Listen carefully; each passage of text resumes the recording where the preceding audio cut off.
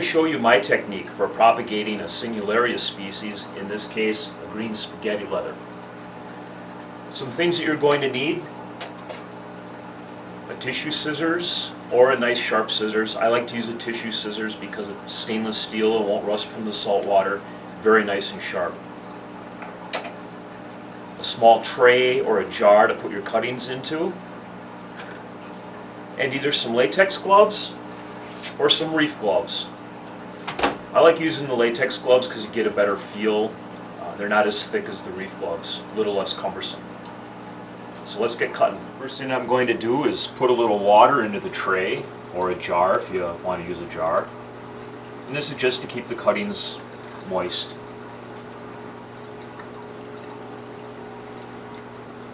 Got my gloves on. Here's our species that we're going to be cutting. And I've had this for probably about 3 years now. It's a really fast grower for me. Keep it under power compact lighting.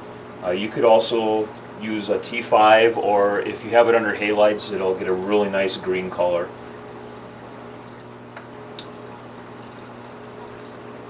All we want to do is find a spot that we can see needs a little trimming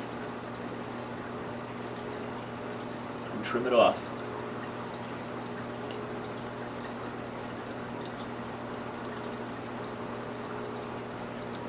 Simple as that. Now you can cut a green spaghetti leather back quite a bit. I've done so already.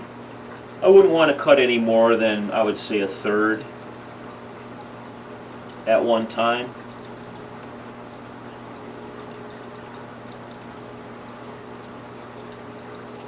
And you can notice as soon as you cut, the coral shrinks up.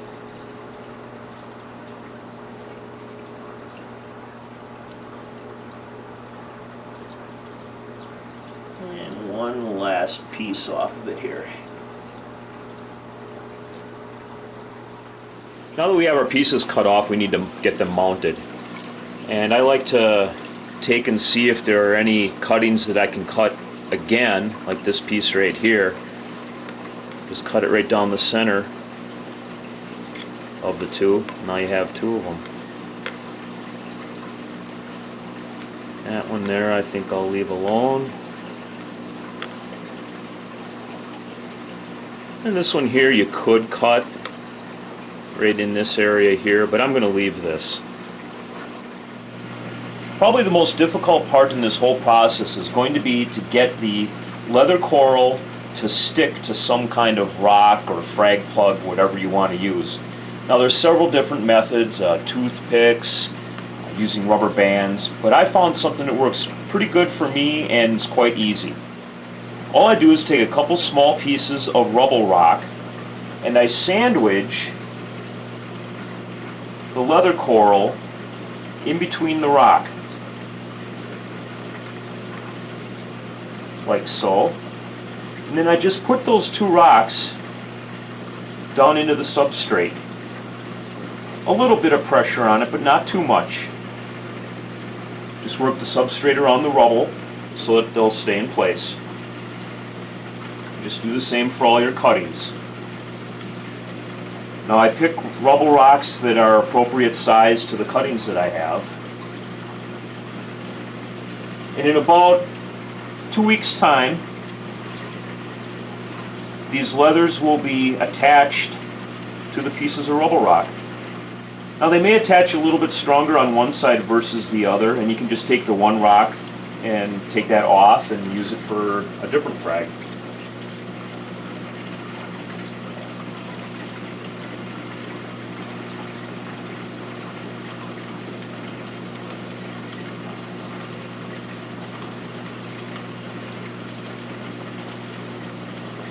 And I would watch them for the next couple of days. Sometimes they get loose from the rubble and they'll float around the tank. You just have to redo the process again.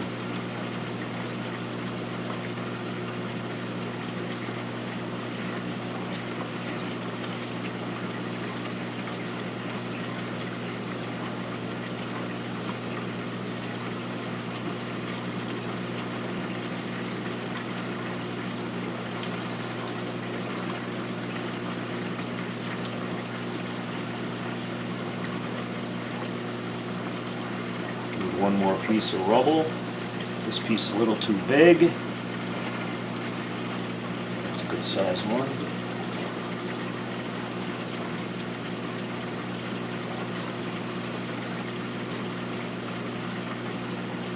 Sandwich the stock in between the rubble. Put it down in the substrate.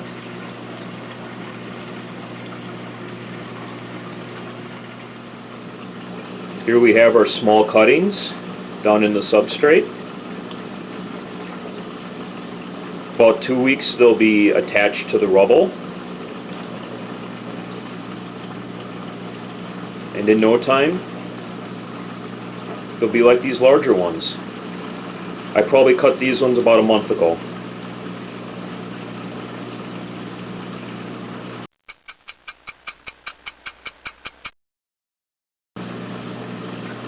Everybody's scurrying over now to the new additions to the tank.